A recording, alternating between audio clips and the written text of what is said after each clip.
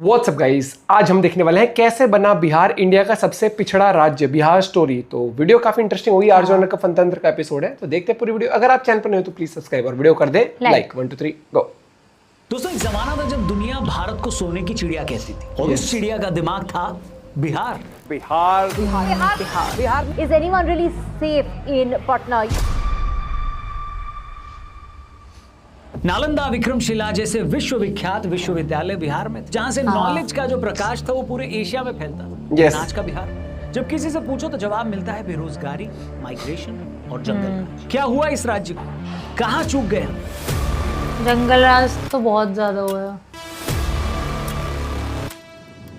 ये कहानी है एक ऐसे स्टेट की जो कभी ज्ञान का एपिसेंटर था, लेकिन आज ये अपनी खुद की पहचान के लिए संघर्ष कर रहा है। ये कहानी है उन सपनों की जो कभी इस मिट्टी में पाले गए थे, लेकिन राजनीति, भ्रष्टाचार और बेपरवाह सरकारों के बीच ये कहीं खो गए। एक काम करते हैं, एकदम शुरू से शुरू करें।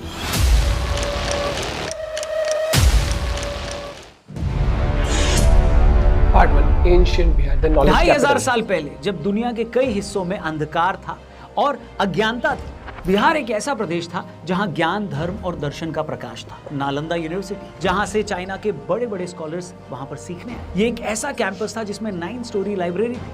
कहते हैं नालंदा में एंट्रेंस एग्जाम क्रैक करने के लिए छात्रों को 3 लेवल के ओरल इंटरव्यू से गुजरना पड़ता था।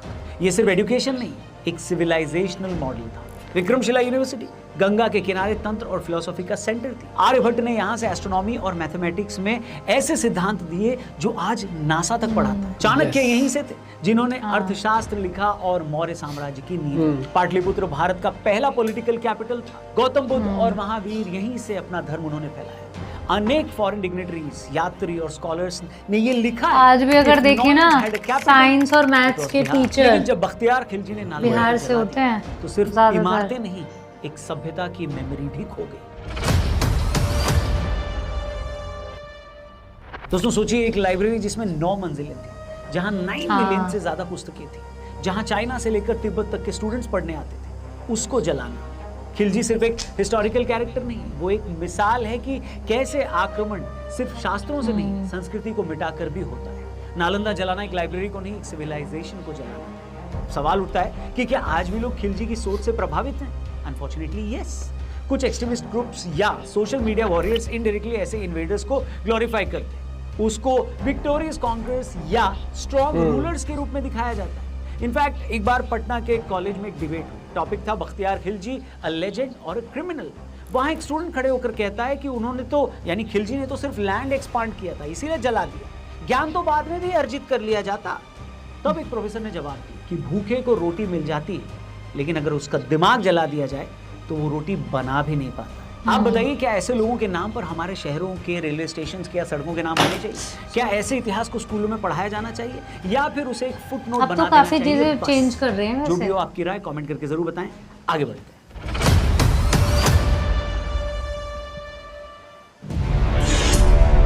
Part 2, Bihar after independence. Bihar से पहले बड़े बड़े राजनेता निकले, लेकिन आजादी के बाद जब देश नए नए विकास के रास्ते पर बढ़ रहा था, बिहार पॉलिसी का शिकार बन गया। प्लानिंग कमीशन के फोकस एरियाज में बिहार हमेशा पीछे छूट गया। एग्रीकल्चर रिफॉर्म्स अधूरे रहे। जो लैंड रिफॉर्म्स होने चाहिए थे, जैसे और स्टेट्स में हुए, वो यहाँ हो ही नहीं पाए। जमींदारी खत्म जरूर हुई, लेकिन नए जमींदार पॉलिटिकल लीडर्स बन गए। और 2000 में जब झारखंड अलग हुआ तो बिहार अपने इंडस्ट्रियल बेस बोकारो, जमशेदपुर, धनबाद से भी वंचित रह गया। बिना इंडस्ट्री के रोजगार का क्या मॉडल होता, बताइए। एग्जाम्पल, बेगूसराय, जिसे बिहार का लेनिनग्राड कहा जाता था, वो एक जमाने में इंडस्ट्रियल हब बन रहा था, लेकिन एनटीपीसी और फर्टिलाइजर प्लांट्स वहां भी अधूरे रहे। ग्रीन रेवोल्यूशन पंजाब और हरियाणा में तो आई, क्योंकि वहां पर कैनाल और ट्यूबवेल बेस्ड इरिगेशन था। बिहार के पास फ्लड और ड्रॉट दोनों थे, लेकिन न प्रॉपर इरिगेशन प्लान बना और न ही स्टोरेज। इनफैक्ट एक किसान से एक इंटरव्यू में पूछा गया तो उसने जवाब दिया कि गन्ना उगाता तो हूँ, लेकिन बेचने जाने के लिए रेल या रोड नहीं। ज्ञान भी है, जमीन भी है, लेकिन बाजार तक पहुंच नहीं है। यही है बिहार। गुंडा राज,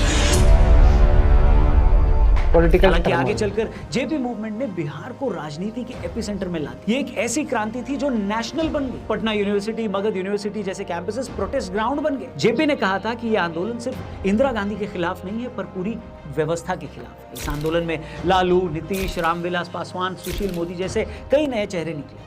पर ये चेहरे जब सत्ता में आए तो उसी व्यवस्था का हिस्सा बने। सोशल जस्टिस के नाम पर कास्ट असर्शन आए, लेकिन डेवलपमेंट गया तेल लेने। 70 के दशक के दौरान बिहार में स्टूडेंट पॉलिटिक्स ने यूथ को जगाया, लेकिन 80 के दशक में वही स्टूडेंट पॉलिटिक्स गन्स और गुंडागर्दी में बदल गई। पटना यूनिवर्सिटी के एक प्रोफेसर याद करते हैं कि एक टाइम था जब स्टूडेंट्स मार्क्स, गांधी और अंबेडकर पर डिबेट करते हैं। 10 साल बाद वही सारे स्टूडेंट्स कट्टा लेकर एग्जाम हॉल में इन्विजिलेटर ये तो बहुत ज्यादा है वहाँ। होती है बिहार की नई जर्नी। जो बिहार ज्ञान का गढ़ था वो अब क्राइम का गढ़ बनने जा रहा था।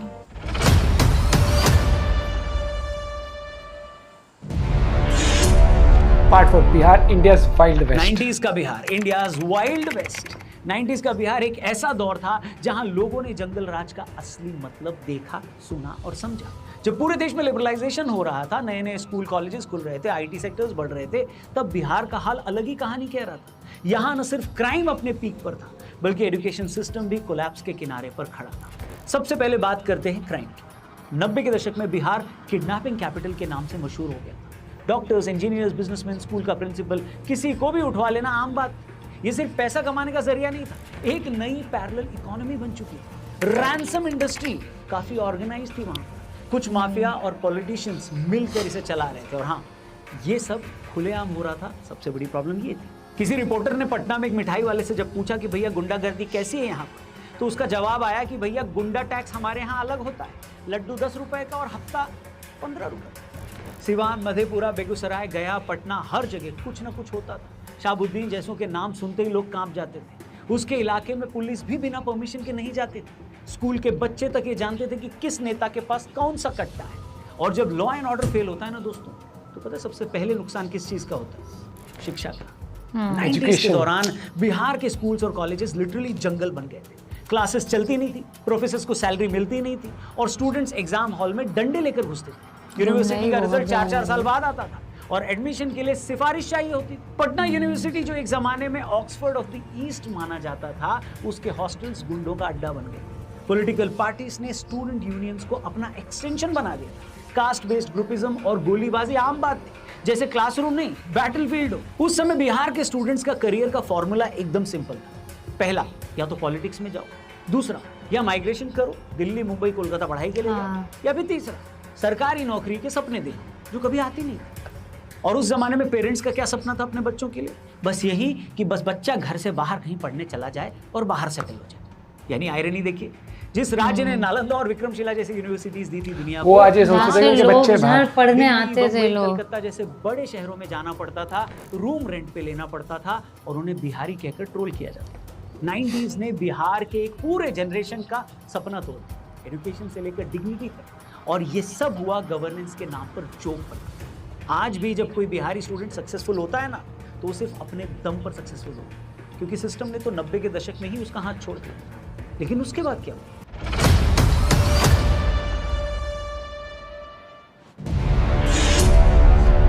Leadership timeline. कर्पूरी ठाकुर का रिजर्वेशन मॉडल आज भी पॉलिटिकल डिबेट्स में है।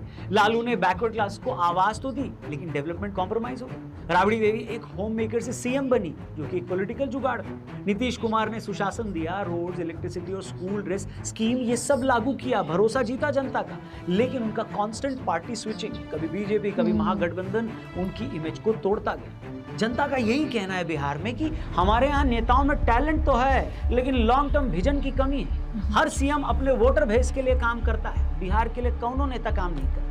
धीरे धीरे ये सच भी हुआ तब जब कई फेमस घोटाले सामने आए। फॉर्डर स्कैम ने, यानी चारा घोटाला ने लालू को सीएम से जेल तक पहुंचा। शिल्पी गौतम केस ने मीडिया का मॉरल कंपास हिला दिया। बिहार बाइफरकेशन ने राज्य को इंफ्रास्ट्रक्चर और माइनिंग से वंचित कर दिया। शहाबुद्दीन के रूल में सिवान में शादी हो या चुनाव बिना उसकी मर्जी के नहीं होता था। ब्रिज प्रोजेक्ट्स की बात करें, करप्शन के कारण कोलैप्स हो जाते थे। रोटी, बिजली, सड़क, हर चीज में बिहार पीछे जाता गया। पर क्या बिहार हमेशा ही पीछे रहेगा? सोचिए, बिहार का सबसे बड़ा रिसोर्स क्या है? बिहार के लोग। UPSC toppers, IIT, engineers, doctors, सब यहाँ से निकलते हैं, लेकिन वो सब यहाँ रुकते नहीं है बिहार में। क्यों? अगर आपके पास जवाब हो तो कमेंट करके बताइएगा। टूरिज्म में बिहार के पास वर्ल्ड क्लास साइट्स हैं, लेकिन marketing almost zero. Mithila painting world famous है लेकिन एक्सपोर्ट चैनल्स वीक है।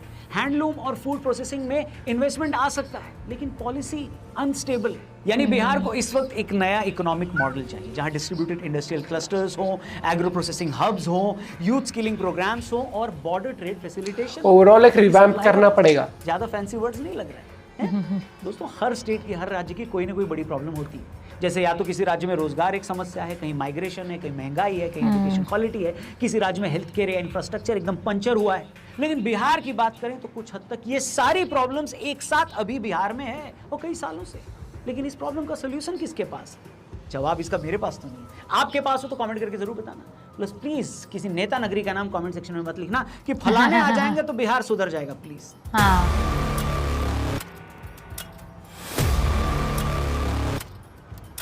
दोस्तों बिहार गिरता है, उठता है, फिर गिरता है लेकिन कभी रुकता नहीं है। लेकिन नया बिहार कब और कैसे आएगा, कौन बनाएगा, इसका जवाब शायद वक्त ऐसा बिहार सोचोगे ना, ऐसा लगता है कुछ पिछड़ा बहुत ही। दोस्त से जरूर शेयर करना, चैनल को भी सब्सक्राइब करना। आपका एक वीडियो शेयर करना किसी और को जगाने के काम जरूर आ सकता है।